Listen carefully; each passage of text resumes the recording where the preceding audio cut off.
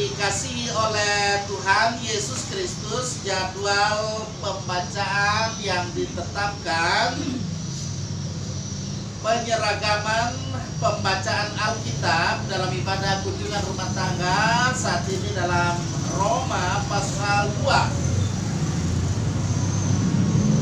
Dibaca ayat 12 sampai pada ayat 16.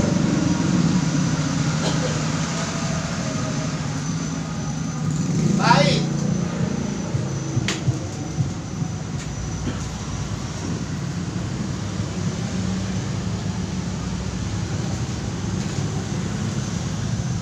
Mari arahkan seluruh perhatian kita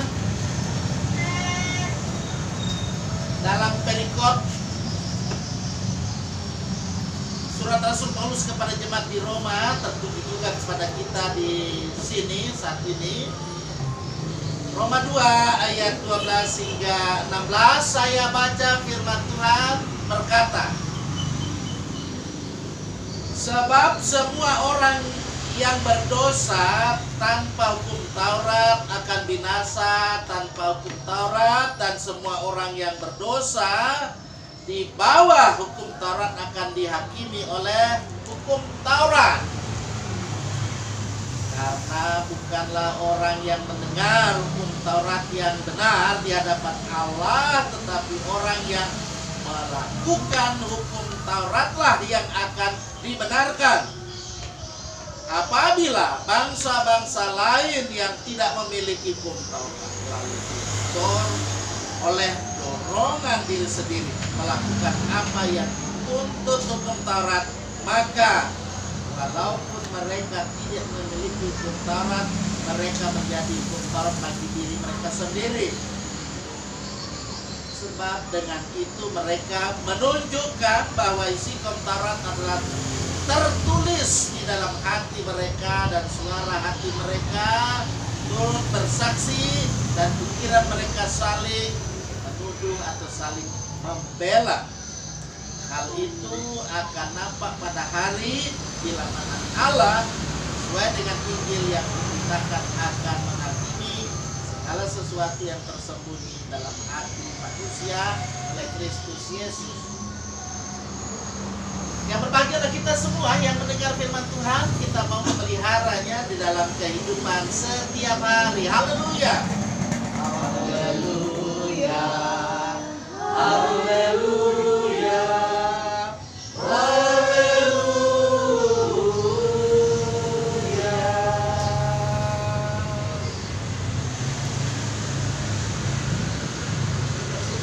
Tuhan yang saya kasih Tuhan, seminggu saya tak jumpa, seperti rasanya saya sudah lama meninggalkan bagaimana perjumpaan yang selalu bisa terjadi karena ya kunjungan dan juga dalam perjumpaan peribadahan seperti yang terjadi saat ini. Ya, satu minggu memang tidak lama ya. Tapi tidak lama juga, tapi kita pasti juga akan lebih lama lagi tidak berjumpa. Tetapi saya percaya dengan perjumpaan seperti ini akan selalu menjadikan kita tetap kuat, menjadikan kita tetap dalam kerendahan hati kepada Tuhan. Nah, memang dalam kehidupan ini jangan kita menganggap diri kita istimewa, ya. Adakah di sini yang menganggap, atau kita jumpai di tempat lain, terkadang kita jumpai orang-orang yang terkadang dia menganggap dirinya istimewa? Ada?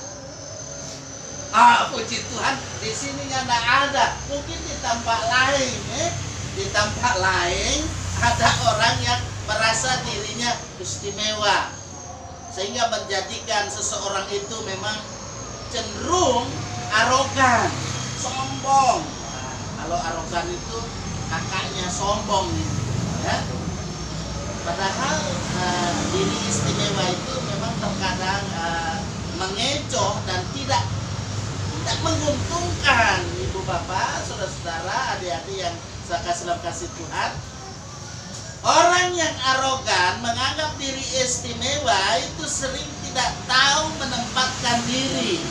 dan merasa selalu benar dan memandang pihak lain sebagai pihak yang harus mengakui kelebihan orang itu.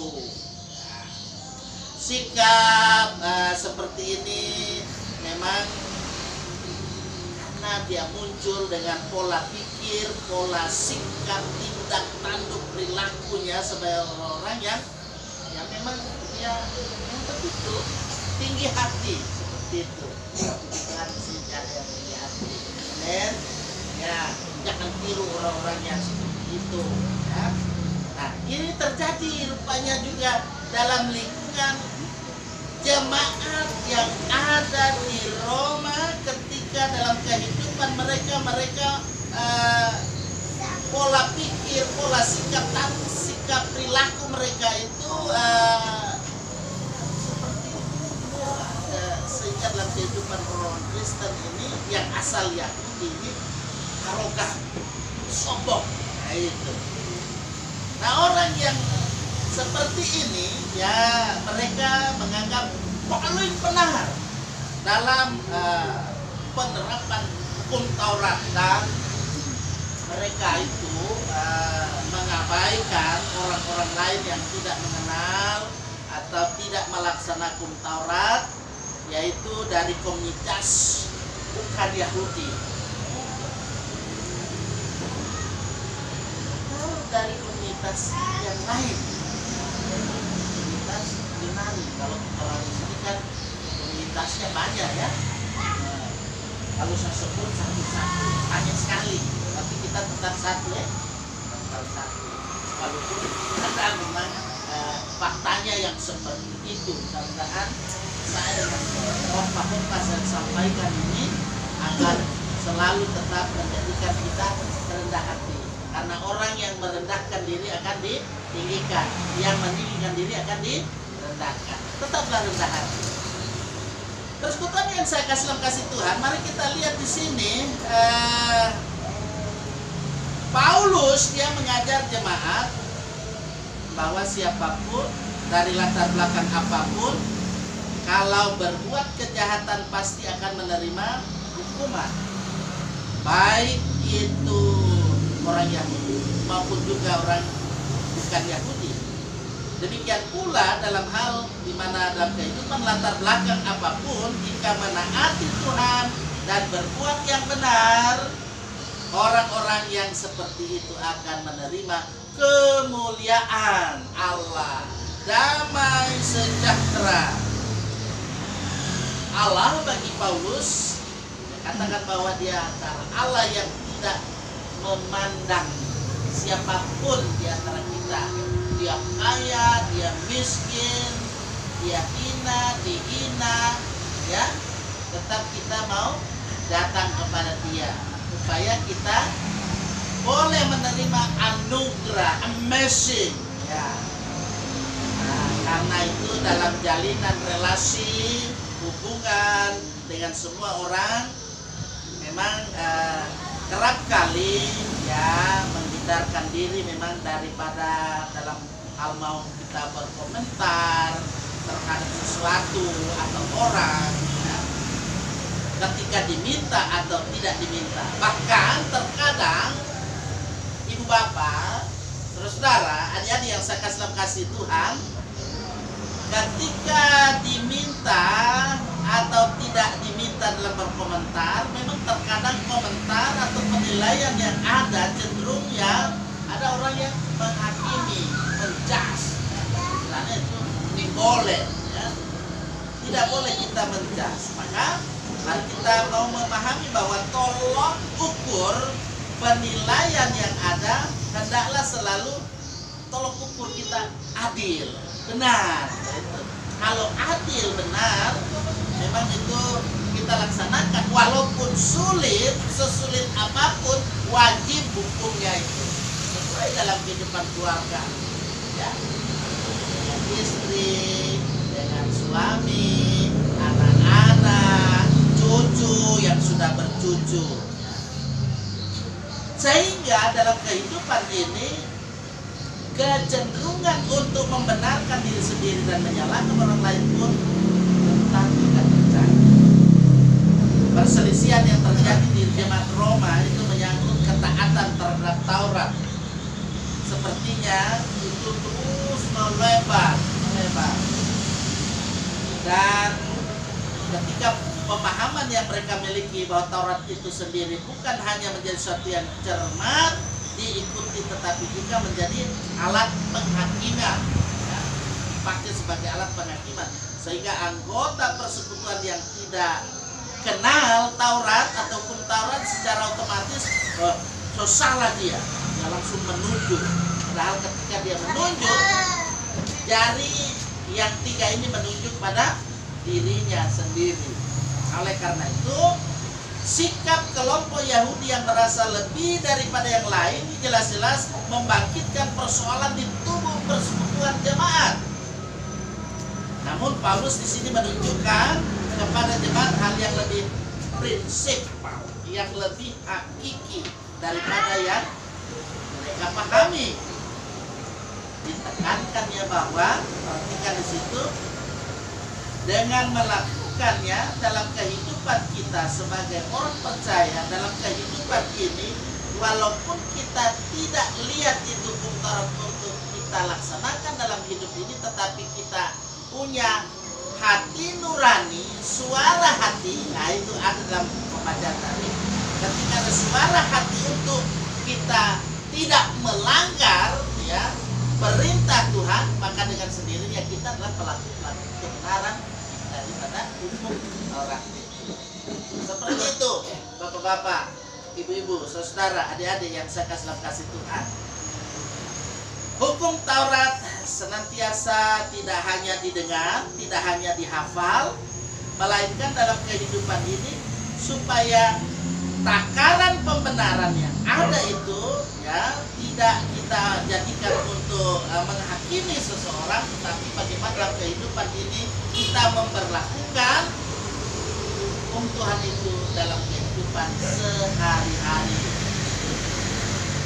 Jemaat Tuhan yang saya kasih dalam kasih Tuhan, patokan-patokan yang memang terkadang kaku itu sering terjadi. Itu sering dijadikan acuan, memberikan penilaian padahal satu hal yang dapat dilihat dari banyak sisi.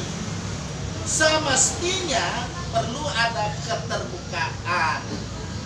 Bahasa sekarang apa itu? Keterbukaan. Halo? Harus transparan. Ya?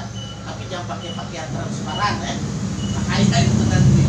Jadi, transparansi, keterbukaan dari kita untuk menerima bahwa sesuatu yang kita lihat, ya, kita lihat dari sudut pandang kita itu dapat dilihat juga oleh orang lain dari sudut pandang yang berbeda, pasti itu.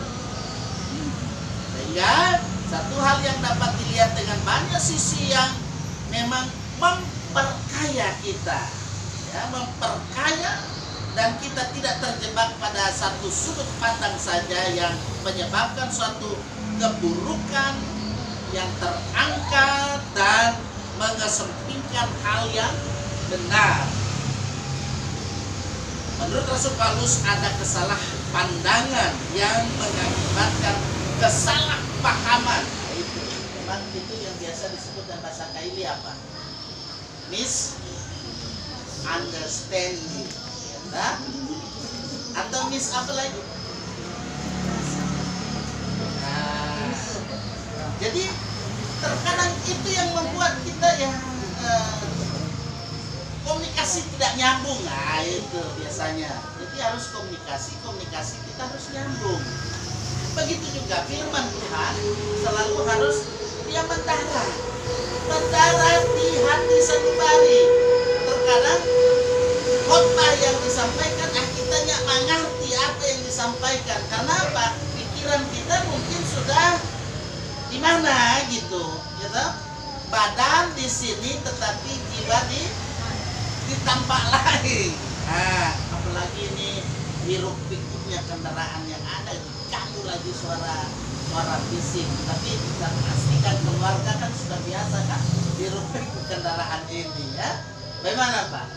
Nah, sahabat-sahabat saya yang ada ini akan senantiasa dalam kehidupan ini bersama-sama kita memahami pandangan yang disampaikan oleh Paulus bahwa dalam kehidupan komunitas, ya, apakah itu komunitas Yahudi yang bukan Yahudi, kita kan bukan Yahudi ya, nah, tapi orang biasanya ini penipu Yahudi, nyanda, orang ini asli loh, original, apa?